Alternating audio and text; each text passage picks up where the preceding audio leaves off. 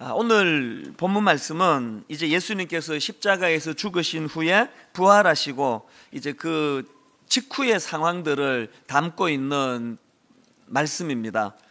그 당시 제자들은 이 후폭풍이 두려워서 이제 자기들에게 들이닥칠 고난이 두려워서 이제 숨어 지내고 있던 그런 상황인데요. 19절입니다.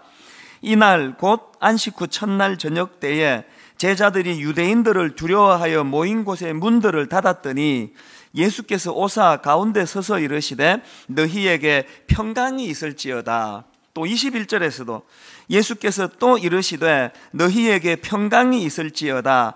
아버지께서 나를 보내신 것 같이 나도 너희를 보내노라. 지금 어떤 상황인지 아시겠죠? 이렇게 제자들이 두려워 떨고 있는 그런 상황인데 부활하신 예수님께서 그 제자들을 찾으셔서 위로해 주시고 힘을 주시는데요, 가만히 보니까 이때 예수님이 주신 말씀이 두 가지더라고요. 하나는 너희들에게 평강이 있을지어다, 그리고 또 하나는 나도 너희를 보내노라. 이 사명을 주시는 내용을 볼 수가 있습니다. 그래서 제가 이 말씀이 참 흥미로운데요, 근데 이 중에서 좀 이해가 잘 안 된다 그럴까? 이게 참 독특하다는 느낌을 주는 말씀이 뭐냐 하면은 예수님께서 이제 19절에서 두려워 떠는 제자들에게 평안을 주시지 않습니까? 그래서 20절에 그 제자들에게 두려움이 사라지고 기쁨이 회복되는 것을 볼 수가 있습니다. 20절입니다. 이 말씀을 하시고 손과 옆구리를 보이시니 제자들이 주를 보고 기뻐하더라. 이렇게 이미 20절에서 제자들이 평안을 되찾았습니다. 그런데 이상한 거는 21절에서 이미 20절에서 평안을 되찾았는데 또 주님이 21절에서 또 평안을 구합니다. 21절을 보십시오. 예수께서 또 이르시되 너희에게 평강이 있을지어다. 이미 평강이 있는데 왜 이거를 또 구해 주시느냐? 그래서 제가 이 질문을 가지고 21절을 자세히 보니까 참 의미 있는 깨달음이 하나 있었는데요. 자, 21절을 다시 한번 보세요. 예수께서 또 이르시되 너희에게 평강이 있을지어다. 그 다음에 아버지께서 나를 보내신 것 같이 나도 너희를 보내노라. 그래서 제가 보니까 이 19절에서 예수님이 빌어주신 그 평강하고 21절에서 예수님이 빌어주신 평강이 이게 내용이 다른 거더라는 거예요. 앞에 19절에서의 평안은 현실적인 두려움에 빠져서 떨고 있는 제자들을 안돈시켜주고 격려시켜주는 그런 낮은 차원의 평강이라면 21절에서는 이제 그들이 회복하고 사명을 감당해야 되는데 이 사명을 감당하는데 꼭 필요한 차원의 높은 단계의 평강을 예수님이 재차 빌어주신다는 그거를 제가 깨닫게 된 겁니다. 그래서 이런 맥락에서 제가 이 본문을 묵상하면서요, 오늘 저와 여러분 예수 믿는 우리 크리스천들에게 있어서 이 세 가지 단계가 있다는 것을 제가 새삼 발견하는데요, 이게 무슨 말씀인가 하면은, 자, 우리 신앙생활의 이 첫 번째 단계는 뭐냐? 이 낮은 단계의 두려움의 단계입니다. 지금 제자들이 19절에서 예수님의 십자가 이후로 기세등등한 유대인들과 세상이 두려워가지고 지금 떨고 있는데요, 그런데 참 그 흥미로운 게 뭐냐 하면은 제자들이 이렇게 떨고 있는데 바로 그 앞구절인 18절에 보니까, 자 보십시오. 막달라 마리아가 가서 제자들에게 내가 주를 보았다 하고 또 주께서 자기에게 이렇게 말씀하셨다 이러니라. 이미 제자들에게 예수님이 부활하셨다는 소식이 전해진 거예요. 예수님이 부활한 걸 몰라가지고 떨고 있으면 우리가 이해를 하겠는데 이미 예수님의 놀라운 그 부활의 소식을 그들이 전해 들었는데도 불구하고 현실적인 공포, 두려움, 이 생활의 염려, 두려움이 얼마나 그게 강력했던지 예수님이 부활하신 소식이 현실적인 제자들의 두려움을 물리치지를 못했다는 거예요. 에이, 그런 게 어디 있나? 제자들이 알았는데 어떻게 두려워 떨 수가 있느냐? 어떻게 그런 일이 있을 수 있냐고요? 여러분 보시면 알잖아요. 여러분 모두가 다 예수 믿으시잖아요. 그래서 오늘 여기 예배 드리러 오셨잖아요. 그럼에도 불구하고 날마다 우리가 현실의 두려움 때문에 잠을 못 이루고 벌벌 떨고 있고 나약하고, 이게 오늘 수많은 그리스도인들의 모습 아닙니까? 이걸 제가 이 낮은 단계의 두려움이다, 그렇게 이름을 지어 본 겁니다. 누가복음 21장 34절에 보면은 너희는 스스로 조심하라. 그렇지 않으면 방탕함과 술 취함과 생활의 염려로 마음이 둔하여지고. 제가 이 구절 읽을 때마다 하나님이 저에게 주시는 경고가 뭔지 아십니까? 저 술 취하지 않습니다. 술 안 마십니다. 저 그렇게 방탕한 짓 안 하고 삽니다. 그런데 여러분, 제가 목사라고 하면서 부활하신 주님을 믿는다고 하면서 이 생활의 염려가 너무 커가지고 날마다 근심하고 살아가면은 이게 술 취한 거랑 똑같은 타락된 모습이라는 겁니다. 오늘 수많은 그리스도인들이 모태신앙인이다, 주일이면 꼬박꼬박 교회 나와 예배를 드리면서도 여전히 불안하고 여전히 두렵고 이 생활의 염려가 많다면은 이것이 참 부끄러운 일이라는 거예요. 이런 분들은 빨리 두 번째 단계로 올라가셔야 돼요. 두 번째 단계가 뭐냐? 그 두려움을 극복하고 평안을 얻어내는 단계. 이게 두 번째 단계입니다. 이게 20절 아닙니까? 이 말씀을 하시고 손과 옆구리를 보이시니 제자들이 주를 보고 기뻐하더라. 그 세상의 염려와 근심으로 두려움에 빠져있던 제자들이 부활하신 주님을 인격적으로 만나지 않습니까? 그 주님을 만나고 나서 제자들 마음속에 그 두려움은 없어지고 주님 주신 기쁨으로 회복이 되는 단계, 이게 두 번째 단계예요. 너무나 많은 크리스찬들이 교회는 들락날락거리는데 이 두 번째 단계가 뭔지를 전혀 맛보지를 못하고 신앙생활하는, 그래서 이건 뭐 퍼센티지로 몇 퍼센트나 될까요? 적어도 50% 전후가 교회는 왔다 갔다 하는데 생활의 염려와 두려움으로 복음의 능력이 전혀 나타나지 않는 이런 삶을 살고 있다고 저는 그렇게 생각을 합니다. 저는요, 진심으로 오늘 예배 드리는 여러분 정말 내가 사랑하는 마음으로 권면하는데요, 기왕에 여러분이 크리스찬인데 교회를 다니시는데 날마다 이 낮은 단계의 두려움에 빠져가지고 잠을 못 자고 불면증 가지고 걱정 많고 근심 많은 이런 상태로 사시지 말고 부활하신 주님을 인격적으로 만나는 여러분 되시기를 바랍니다. 여러분, 우리 이 생활 속에서 마태복음 14장 27절이요, 제자들이 그 폭풍 앞에 두려워 떨고 있는데 주님 찾아가셔서 주신 말씀 이거 아닙니까? 예수께서 즉시 이르시되 안심하라, 나니 두려워하지 말라. 여러분, 불안한 이 땅을 살아가면서 이 주님의 말씀을 우리가 듣고 살아야 되는 거 아닙니까? 그런가 하면은 마태복음 9장 22절도 마찬가지입니다. 세상에 12년 동안 혈루증이라는 그 여성 큰 병을 만나 고통하던 여성을 주님이 뭐라고 말씀해 주십니까? 예수께서 돌이켜 그를 보시며 이르시되 따라 안심하라. 그 다음 보세요. 내 믿음이 너를 구원하였다 하시니. 지난주 말씀드렸잖아요. 우리가 이 현재가 없는 과거나 껑충 뛰어서 미래를 왔다 갔다 하는 이런 신앙은 이게 아무데도 소용이 없습니다. 이 12년 혈루증 앓던 이 여자가 예수님 만나가지고 따라 안심하라, 그 위로의 말씀을 받고 현재 일하시는 주님으로 그 병이 치료되었다는 걸 우리가 이거 읽고 있으면 무슨 소용입니까? 이게 남의 과거에 일어난 남의 이야기라면.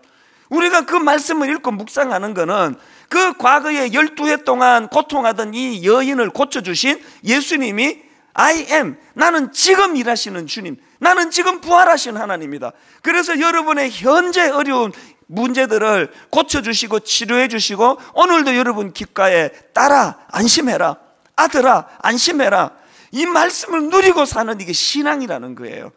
저는 여러분들이 빨리 이 낮은 단계의 두려움에 빠져있는 첫 번째 단계를 벗어나 두 번째 단계로 진입하는 여러분들이 되시기를 바랍니다. 그런데 여기서 중요한 게 뭐냐면은 이 두 번째 단계가 이처럼 소중하기는 하지만 이게 우리의 최종 목표는 아니라는 거예요. 세 번째 단계가 또 있습니다. 세 번째 단계가 뭐냐? 이거는요, 주님 주신 사명을 감당하는 과정에서 찾아오는 높은 단계의 두려움을 우리가 자발적으로 누리는 거예요. 그리고 그 높은 단계의 두려움을 사명을 감당하는 과정에서 이 두려움을 경험하는 자들에게 주시는 주님의 21절에 높은 단계의 평안, 이것을 얻어내는 것이 우리 신앙의 최종 목표라는 것입니다. 여러분, 고린도전서 15장의 별명이 뭔지 아시죠? 고린도전서 15장은 부활장이라는 별명이 있습니다. 그 성경에마다 그런 별명이 있는 장이 있거든요. 고린도전서 13장 하면은 사랑장, 또 고린도전서 12장 하면은 은사장, 이러면 각 특색이 있는데요. 고린도전서 15장은 그 별명이 부활장입니다. 왜? 그 고린도전서 15장에는 예수님의 부활하심과 그 과정과 의미를 잘 설명해 놓았기 때문인데요. 중요한 게 뭔지 아십니까? 이렇게 부활장이라는 별명을 가지고 있는 고린도전서 15장이 어떻게 결론이 내려지는지 아십니까? 그 맨 마지막 구절이 이렇게 끝을 맺습니다. 자, 고린도전서 15장 58절 맨 마지막 구절입니다. 그러므로 이 접속사가 어디에 연결되는지 아시겠죠? 주님의 부활에 대한 의미를 쭉 설명을 하고 맨 마지막에 결론적으로 그러므로 내 사랑하는 자들아 견실하며 흔들리지 말고, 그 다음 보세요, 항상 주의 일에 더욱 힘쓰는 자들이 되라. 저는요, 이 부활장이라고 하는 이 15장이 맨 마지막에 주님의 부활을 다 설명하고 그러므로 염려하지 말고 평안을 가져라, 이렇게 결론 내려지는 게 아니고 뭐라고 결론 맺는다고요? 견실하며 흔들리지 말고 항상 주의 일에 더욱 힘쓰는 자들이 되라. 이렇게 권면하는 이 말씀의 의미가 뭐겠습니까? 신앙생활이 얻어내야 되는 마지막 최종 결론이 두 번째 단계. 그래서 두려움이 사라지고 내가 마음이 평안해지고 내가 기쁨이 넘치고, 이게 우리 그리스도인들의 목표가 아닙니다. 이거는 중간 과정에서 우리가 누려야 되는 거고요. 이 단계를 넘어서 세 번째 단계가 높은 단계의 불편함, 높은 단계의 두려움, 사명을 감당하는 과정에서 반드시 겪어야 되는 이 염려, 걱정, 두려움을 우리는 피해서는 안 된다는 거예요. 그리고 그 과정에서 두려워할 때 하나님이 주시는 높은 단계에서의 이 샬롬, 이 평안, 이것을 맛보면서 신앙생활 해야 된다는 것입니다. 지난주에요, 이제 부활주일 예배를 이제 드리고 나서 주중에 분당 우리 교회 홈페이지에 우리 성도님이, 그날 예배를 드렸던 성도님이 거기에 그 글을 하나 올렸는데요. 이분이 부활주일 예배를 드리고 마음이 좀 불편하신 거예요. 왜 불편하신가 하니까, 이 부활의 기쁨, 그 감격을 예배 시간에 누려야 되는데 목사님이 설교를 하면서, 그 목사님이 접니다. 그냥 뭐 빚이 얼마라 그러고, 그런데도 불구하고 미자리 교를 도와야 된다 그러고 이런 무거운 이야기를 하고 그래가지고 그분이 마음이 좀 불편하셨던 거예요. 이 부활의 기쁨을 맛봐야 되는데 막 저렇게 빈 이야기하고 막 그런다고, 그 마음이 좀 불편한 상태로 이제 예배를 다 드리고 집으로 가고 있는데, 안 그래도 마음이 불편한데 어느 교회를 지나갔나 봐요. 그 교회에서 보니까 계란을 나눠주고 있더래, 부활절 계란을. 안 그래도 불편했던 데다가 이분이 무슨 생각이 들으냐니까, 분당 우리 교회는 부활절 계란 같은 것도 안 주고 그 사가지고 전도 대상자에게 이거 전해주라고, 그런 것들이 다 마음이 불편한 거예요. 게시판에 그 좀 섭섭한 마음을 이제 글을 올렸는데요. 여러분, 사실 제가 그 글을 보면서 그분께 참 죄송했어요. 찬찬히 읽어보니까 다 맞는 이야기예요. 이 부활절날 기뻐 찬양하고 춤추고 노래하고 뭐 그렇게 해야 되는데, 이 교회가 그냥 그 계란도 하나 안 주고. 그래서 제가 진심으로 미안한 마음이 있었습니다. 사실 분당 우리 교회는요, 성도들에게 부담을 많이 주는 교회 아닙니까? 모처럼 예배 드리러 왔는데 매주일마다 영상으로 제일 먼저 나오는 광고가 기존 신자 등록을 안 받으니까 여러분들은 자신을 더 필요로 하는 교회로 가시라고. 이거 참 듣기 따라 신뢰되는 광고 아닙니까? 또 이제 한 7년 8년 있으면은 10,000명에서 15,000명 작은 교회로 이제 파송해야 된다고 막 틈만 나면 이런 부담스러운 이야기를 계속 하는 게 분당 우리 교회니까 그 성도님들 마음이 이해가 돼요. 누가 그러더라고, 목사님 갈 때 가더라도 있을 때라도 마음 좀 편하게 있읍시다. 그게 참 너무 죄송해요. 이해가 돼요. 제가 게시판 그분에다가 내가 참 사과의 글을 썼습니다. 내가 표현이 부족하고 그래서 마음이 그렇게 불편했다면 참 양해해 달라고. 그래서 제가 진심으로 미안한 마음으로 글을 썼는데요. 그런데 여러분, 그 글 쓰신 분에게 진심으로 미안한 마음이 드는 동시에 또 한편으로 제게 무슨 생각이 들었냐면요, 지난 부활주일날 이분이 가졌던 그 불편함이요, 이 세 번째 단계, 이 높은 단계, 그저 우리가 이곳에서 잘 먹고 잘 사는 그것이 목표가 아니고 작은 교회들을 향한 우리 연약한 교회를 섬기는 차원에서 겪어야만 되는 불편이라면 그분 부활절 예배 제대로 잘 드린 거다, 그거 제대로 잘 드린 예배 맞다, 내 마음에서 그런 생각이 드는 거예요.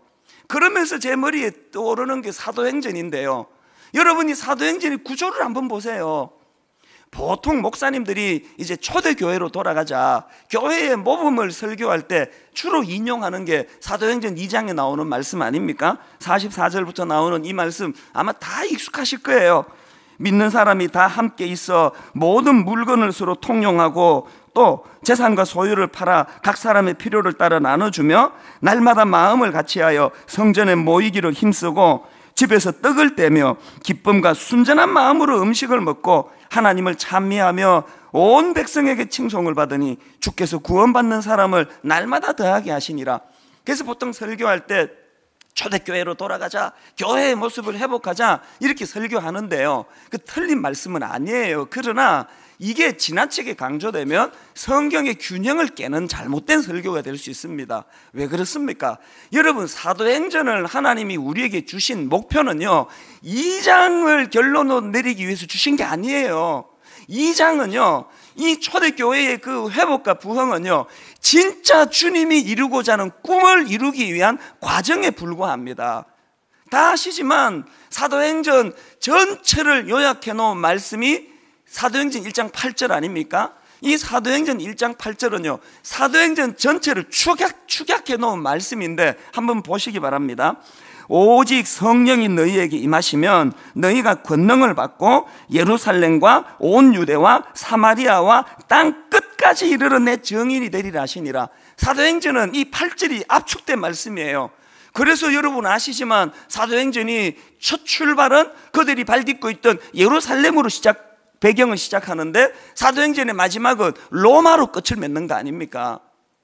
그래서 제가 주장하는 게 뭐냐 하면은 분당 우리 교회가 지난 10년 동안에 이 2장에서의 아름다운 초대교회의 모습을 우리가 본받으려고 애를 많이 썼습니다.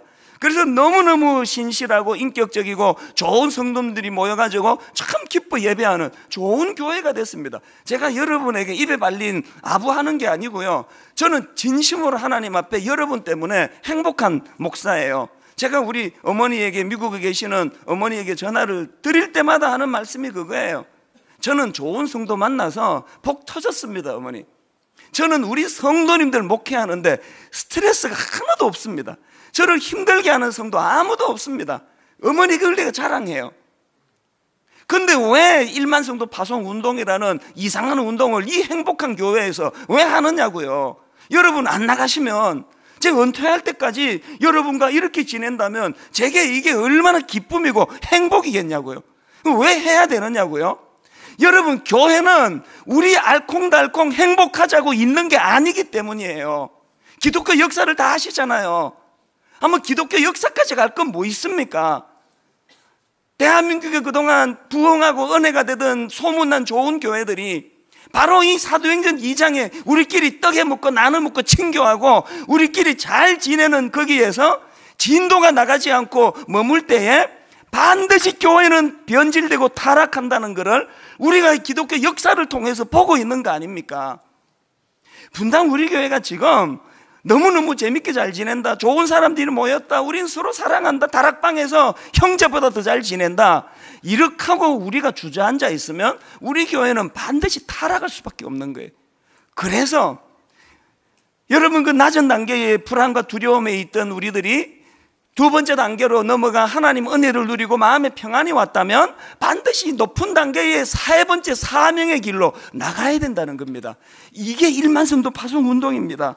1만 성도 파송 운동은요, 주변의 작은 교회를 살리자고 하는 운동이 아니고요, 우리 살자고 하는 운동이에요. 우리의 타락을 막는, 우리의 변절을 막는, 그리고 이런 일들을 행할 때 성령님이 우리에게 어떤 충만한 역사를 주시는가를 맛보기 위한 놀라운 운동입니다. 지난주 부활주일 날 교회가 달걀도 안 주고 사서 전도하는 데 쓰라 그러고, 여러분 마음을 불편하게 해서 지난주 예배가 마음이 불편하셨다면 여러분 예배 잘 들으신 거예요. 그게 부활절의 예배가 그래야 되는 거예요. 늘 우리는 먼저 내가 회복이 되고 내가 은혜를 받고, 그리고 거기에 머무는 게 아니고 내가 회복되자마자 하나님 주신 사명으로 눈을 돌려야 되는, 이 자동으로 눈이 돌아가야 됩니다. 내 인생의, 내 목회의 마지막이, 그래서 분당 우리 교회에서 나는 해피하게, 행복하게, 어떤 목사님보다 더 잘 은혜를 누리며 잘 살았다, 이렇게 결론을 내리면 제 목회는 타락한 목회가 되는 겁니다. 우리 인생도 마찬가지예요. 왜 오늘 우리가 이 선교의 주의를 정해가지고 여러분 집에 가셔서 나누어 드린 이 선교 가이드북을 꼼꼼히 들여다보세요. 저는 이 가이드북을 보면서 얼마나 많이 은혜를 받는지 몰라요. 우리 국내 선교, 해외 선교 분과 수많은 성도님들이요, 어떤 팀은요, 지금 우리 교회가 섬기고 있는 미자립교회 134교회를요 순회를 하고 계세요. 도와드릴 게 없나? 여러분, 이 134개 교회가 다 뭐 여기에 뭐 한 동네 살고 있는 교회 아닙니다. 전국에 다 흩어져 있습니다. 그런데 저 같은 목회하는 사람도 아니고 여러분 중에 그냥 직장 생활하고 일반 성도님 중에 틈만 나면 그 교회들을 방문하고 그 섬기고 있는, 그게 얼마나 이게 힘드는 일이겠냐고. 그러면서 거기에 보람이 있고 성령님의 위로가 있으니까 그 사역을 하시는 거 아닙니까?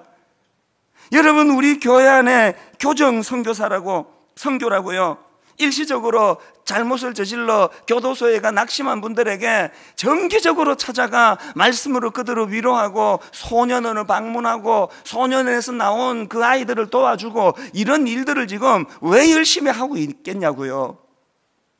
여러분, 우리 교회가 돕고 있는 해외 선교하고 계시는 해외 선교사님 76가정을 너무너무 정성으로 섬기는 분들이 다 여러분 같은 우리 교회 평신도들입니다.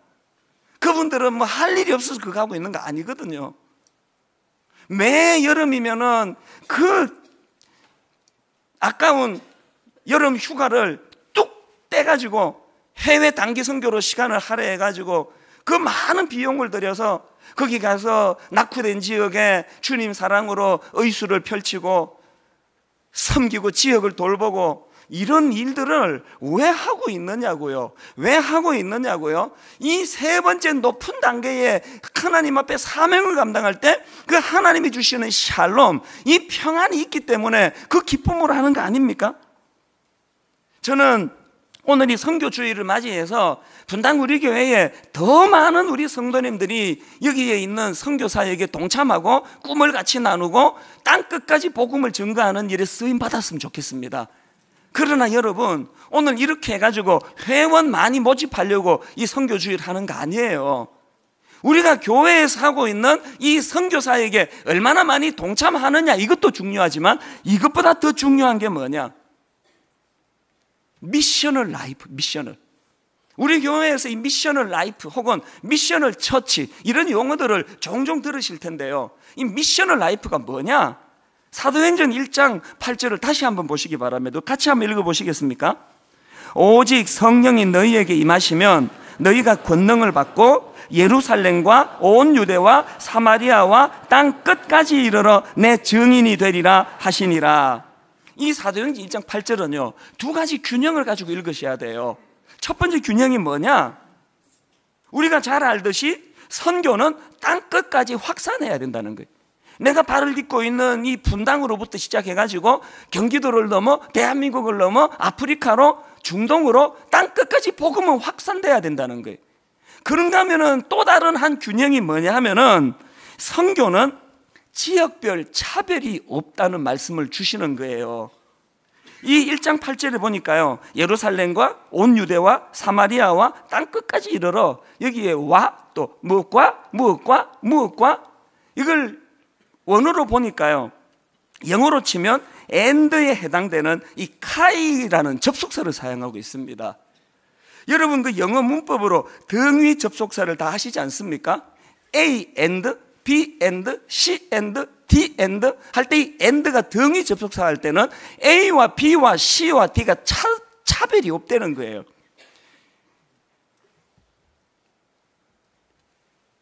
내가 지금 발을 딛고 살아가는 이 서현동에서 내가 직장을 다니는데 내가 그냥 밥 먹고 살기 위해서 이 직장 생활하는 면도 분명히 있지만 내가 오늘 이곳에 내가 내 이 직장 생활을 통해 하나님이 내게 원하시는 사명이 있다는 것을 자각하고 그렇게 열심히 내게 맡겨진 일에 미셔널 라이프의 삶을 살아내면 아프리카 선교 가서 하시는 그 선교사님과 서현동에 직장 다니는 그분이 하나님 앞에서는 동등한 사명자라는 거예요. 그래서 여기 나오는 이 내 증인이 되리라, 우리말에는 이거를 지금 단수로 써놨는데요, 원어로 이게 복수예요. 그게 번역을 이렇게 하면 안 되고요, 내 증인들이 되리라 이렇게 표현해야 옳습니다. 뭘 의미할까요? 이 사도행전 1장 8절은요 어떤 한 사람이요 은혜 받아가지고 이렇게 예루살렘 작게 시작해가지고 그 다음에 지경이 더 넓어지고 사마리아로 그 다음에 땅끝까지로 한 사람이 점점 그 삶의 지경이 넓어지는 것을 묘사하는 게 아니고요, 이 구절은요 여러 사람의 은혜 받은 사람들이 각각, 어떤 사람들은 서현동에서, 어떤 사람은 중동에서, 어떤 사람은 아프리카에서, 어떤 사람은 낙도에서 각각의 자기에게 맡겨진 그 일들을 감당하는 모습을 그리고 있는 게 사도행전 1장 8절이라는 겁니다. 이런 맥락에서 여러분, 아프리카나 중동에서 선교 사역을 펼치시는 그 선교사님들의 삶 못지않게 오늘 저와 여러분들이 내게 맡겨진 그 직장에서, 가정에서 주님의 이름을 드러내며 최선을 다하며 사는 삶, 이게 가치가 있다는 그 말씀을 드리고 싶은 거예요. 그래서 여러분, 제라드 홉킨즈라는 분이 이런 말을 했습니다. 두 손을 높이 들고 하는 기도는 하나님께 영광을 돌린다. 하지만 그런 쇠스랑을 손에 든 남자, 오물통을 든 여자도 그분께 영광을 돌린다. 다시요, 두 손을 높이 들고 하는 기도, 우리 예배드리다가 은혜 받으면 두 손 들고 찬양하고 기도하지 않습니까? 두 손을 높이 들고 하는 기도는 하나님께 영광을 돌린다. 하지만 그런 쇠스랑을 손에 든 남자, 오물통을 든 여자도 그분께 영광을 돌릴 수 있다는 거예요. 그리고 존 시맨드라는 분이 비슷한 말을 했습니다. 교회는 단지 선교를 소유하고 있는 것이 아니라 교회는 선교이다. 교회는 그저 선교부를 가지고 있는 것이 아니라 선교적 성향을 가지고 있다. 그러므로 선교는 부차적이 아니라 본래적이며 선택적이 아니라 근본적인 것이다. 무슨 뜻인지 아시겠죠? 선교는 이 중에 열심히 탁심인 사람 몇 명이서 선교반에서 활동하고 있는 그게 교회가 아니고요, 교회라면 모든 구원받은 하나님의 자녀들은 다 이 선교적인 마인드, 선교 지향적인 꿈을 가지고 있어야 된다는 겁니다. 우리 삶의 그 자리에서 말이에요. 최근에요, 시카고에 계시는 어떤 권사님이 한국을 방문하셨는데요, 저도 그 권사님을 누군지 모르고요, 그 권사님도 저를 잘 모르시는 분이에요. 그런데 이분이 한국에 오셔가지고 저를 만나겠다고요 이제 전화를 주신 거예요. 마침 그날 제가 이런저런 스케줄이 많아가지고 그 권사님을 못 뵀습니다. 못 만났더니요, 그 다음날 아침에 권사님께 전화를 드렸더니 권사님 하시는 말씀이 저한테 뭘 전해줄 게 있다는 거예요. 꼭 만나야 된다는 겁니다. 그 연세도 많으신 이 어른이요, 그 동생분이 경기도 파주에 사셔요. 파주에 지금 머물고 있다는 거예요. 파주에서 분당까지 오면은 이게 대중교통으로 오신다는데요, 못 잡아도 이거 2시간 가까이 소요되는 거 아닙니까? 그래서 기어이 그날 오셨어요. 동생과 더불어 저희 교회로 무르무르 오셨는데요, 뭘 전해주고자 하는가 보니까 돈 1,800만 원을 갖고 오셨어요. 그러면서 하시는 말씀이, 당신이 지금 미국 교포인데 계속 하나님이 자기에게 부담을 주셔가지고 틈틈이 모아놓은 이 1,800만 원을 작은 교회를 위해서 좀 써달라는 거예요. 그리고 이분 부탁이 한 교회만 쓰지 말고 가능한 한 여러 교회에 이 돈이 쓰이면 좋겠다. 그래서 이분이 이제 믿을 만한 사람을 찾아야 되는데 자기가 저를 택한 거예요. 여러분, 저 이런 사람입니다. 이 믿을 만한 사람을 찾아가지고 알지도 못하는 저에게 전화를 주셔서 1,800만 원을 가지고 왔어요. 여러분, 이게 예수 안 믿는 사람이라면 이해가 될까요? 이게 연세 대신 그 할머니 권사님, 이 100살까지 살아야 되는 시대에 그거 넣어놓고 아껴 그렇게 쓰셔야 되는 거 아닙니까? 왜 1,800만 원이라는 그 큰 돈을 알지도 못하는 저에게 맡겨가지고 작은 교회를 위해 써달라고 그러시느냐고요. 그게 미션을 라이프예요. 하나님이 당신에게 주신 은혜, 그 은혜의 감격으로 하나님 주신 부담이거든요. 모처럼 한국 방문해가지고 어제 저 기다리느라 하루를 다 날렸대요. 하루 종일 기다렸대요. 그 다음날 파주에서 여기 왔다가 돌아가시면 적게 잡아도 4시간 가까이 시간, 또 거의 반나절 공친 거 아닙니까? 왜 그래야만 된다고요? 이유 없습니다. 그게 미션을 라이프예요. 내가 은혜 받았다면 나만 돌아보는 게 아니고, 그래서 그 귀한 돈을 함부로 쓰겠습니까? 선교 담당 목사님을 불러가지고 이런 사연이 있는 돈이니까 이걸 잘 써달라고 그랬더니요, 회의를 했대요. 그래서 이거 우리 교회가 돕고 있는 교회들을 안 그래도 지금 순회하고 있으니까 그 교회가 지금 낡고 막 페인트도 벗겨지고 이런 게 많아서 교회를 좀 개량하는데 이 헌금을 좀 쓰면 좋겠다는 의견도 있다 그러고, 또 목사님들 차량이 지금 너무 노후돼 가지고 고장나고 이런 교회들이 여러 교회가 있는데 그 차량 수리하는데 이 돈을 쓰면 좋겠다 이런 의견도 있다 그러고, 또 그 미자리 교회 목사님 자녀들 장학금으로 이걸 쓰면 좋겠다 이런 의견이 있다 그러고, 결정을 어떻게 내린지는 전 몰라요. 그것까지는 제가 관여하지 않습니다. 오늘 우리가 이 낮은 단계, 세상의 염려, 불안, 근심 이렇게 허덕이고 살던 우리가 두 번째 단계의 은혜를 받아서 주님이 주시는 평안으로 회복이 됐다면 세 번째 단계로 나아가셔야 된다는 거예요. 사명을 감당하는 차원에서 찾아오는 이 불편함, 이 권사님이 겪어내고 계시는, 저는 오늘 결론을 맺으면서요, 2009년도에 제가 안식년을 얻어가지고 그때 LA에 있는 그 풀러 신학교에 공부하러 간 적이 있지 않습니까? 1년 동안 공부하러 갔는데요, 제가 풀러 신학교에 가서 보니까 거기가 그 선교와 관련된 학과가 굉장히 유명한 학교예요. 그래서 전 세계에서 선교사로 수고하시던 선교사님들이 안식년으로 이제 거기 와서 쉬고 충전하고 공부하고 그런 선교사님들이 많은 거예요. 그래서 제가 많은 선교사님들을 만났는데요, 울기도 많이 울었습니다. 감동도 많이 받았습니다. 그래서 제가 그 선교사님들에게 은혜를 받고 안식년 마치고 복귀하자마자 요셉의 창고를 열어라. 그래서 그때 여러분 헌금해서 그때 11억인가 12억인가 내 기억으로 너무너무 많은 창고를 열어 좋은 일을 하지 않았습니까? 그게 선교사님들에게 제가 은혜 받아서 그런 거예요. 그 과정에서 한 선교사님을 만났는데요, 이분은 아프리카 에티오피아 지역에서 선교하시던 분인데요, 저는 이분이 만든 동영상을 보고 참 많이 울었습니다. 화려하게 만든 것도 아니에요. 그런데 그 열악한 지역에 어린 애들 데리고 사모님과 더불어, 저는 오늘 말씀 이 동영상을 같이 보는 것으로 결론을 지으려고 하는데요, 여러분 많이 느낌이 오실 거라고 저는 믿습니다.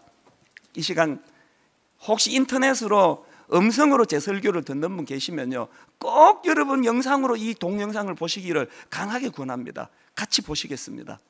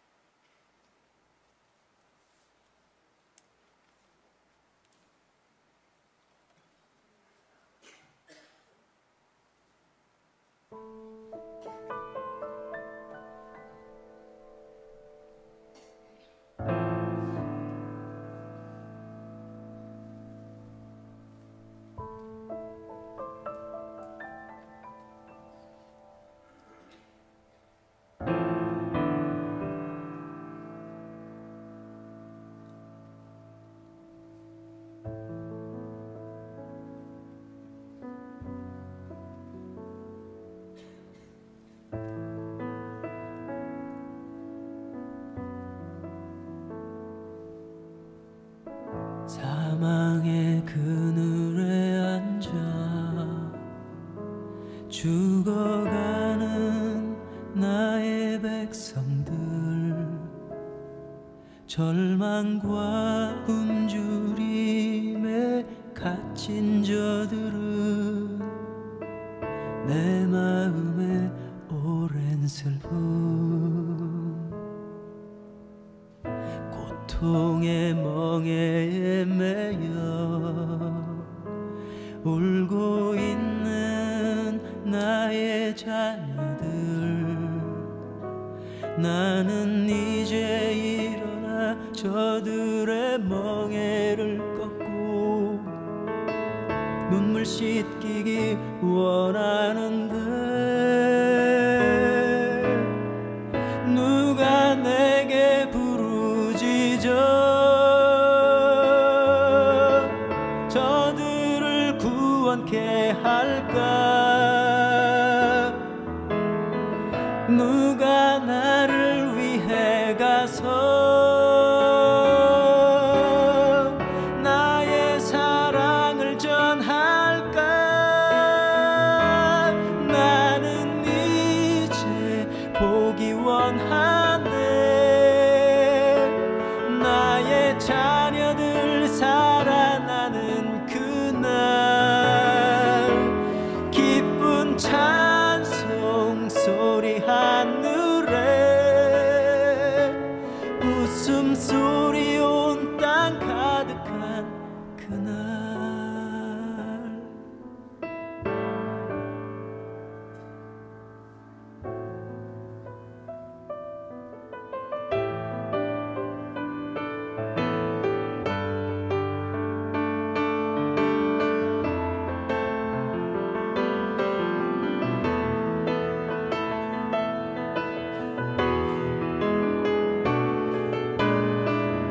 누가 내게 부르짖어 저들을 구원케 할까? 누가 나를 위해 가서 나의 사랑을 전할까? 나는 이제 보기 원하네. 나의 자녀들 살아나는 그날, 기쁜 찬송 소리 하늘에, 웃음소리 온 땅 가득한 그날.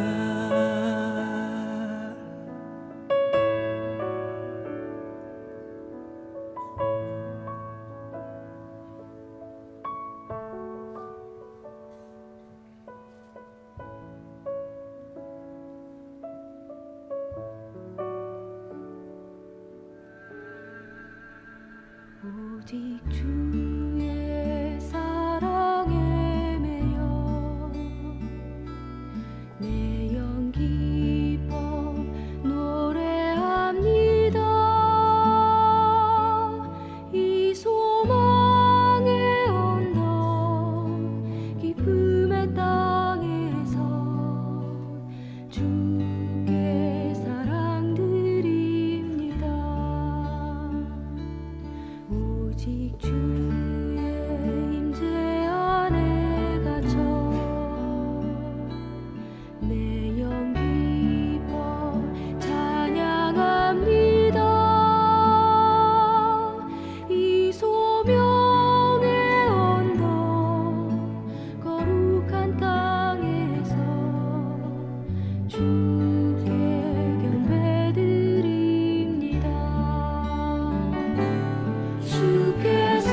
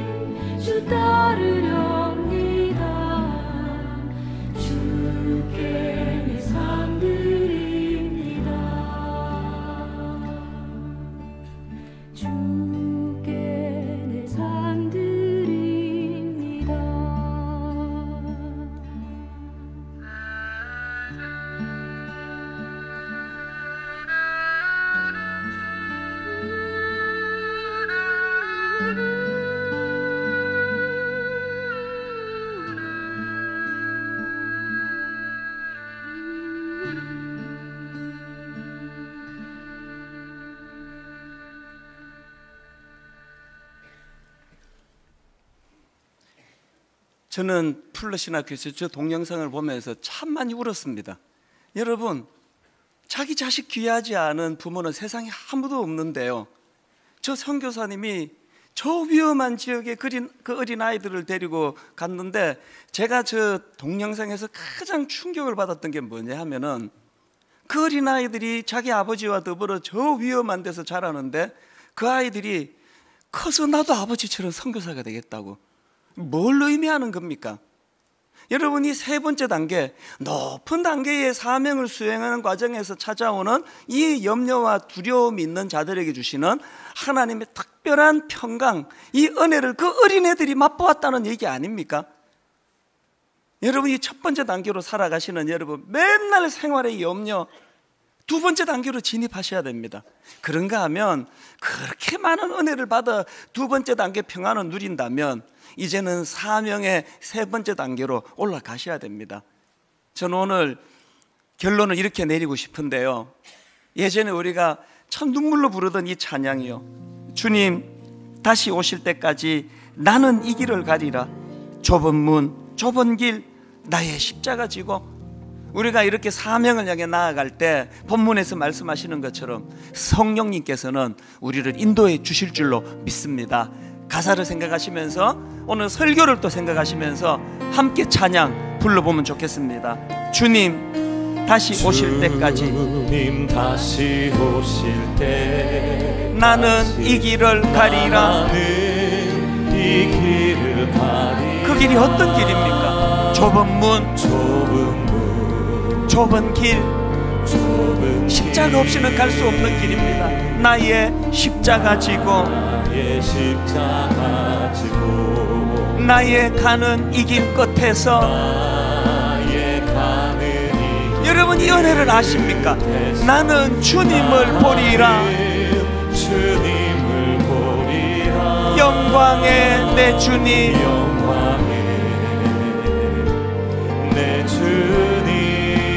나를 맞아주시니. 우리에게 이 꿈이 회복되기 원합니다. 주님 다시 오실 때까지 나는 일어나 달려가리라. 주의 영광 온 땅 덮을 때, 여러분이 기쁨을 아십니까? 나는 일어나 노래하리. 내 사모하는 주님, 온 세상 구주시라. 내 사모하는 주님, 영광의 왕이시라. 우리 다 자리에서 일어나셔서 결연히 찬양합니다. 주님 다시 오실 때까지. 여러분 이 꿈이요, 이 비전이요, 나는 일어나 달려가리라. 주의 영광 온 땅 덮을 때 나는 일어나 노래하리. 내 사모하는 주님, 온 세상 구주시라. 내가 가진 이 꿈, 내 사모하는 주님, 영광의 왕이시라.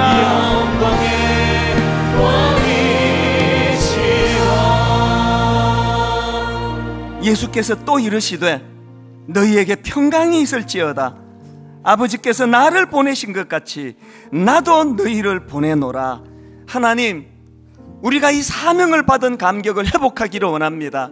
그저 내 한 몸 잘 먹고 잘 살고 내 목회하는 내 한 교회 잘 되고 여기서 많은 것 누리는 것을 축복이라 여기지 않게 해주시고, 아버지, 이런 사도행전 2장의 복을 우리가 누린다면 이제 아버지, 땅 끝까지 이 복음을 전하기 위하여, 사명을 감당하기 위하여 안 해도 되는 고생을 사서하고 안 해도 되는 염려 근심 내가 안고 달려나가면 주님께서는 높은 단계의 평강을 선물로 주실 줄로 믿습니다. 사명 가진 자가 누리는 그 아름다운 평강을 맛보아 아는 저희들 되게 하여 주시옵소서.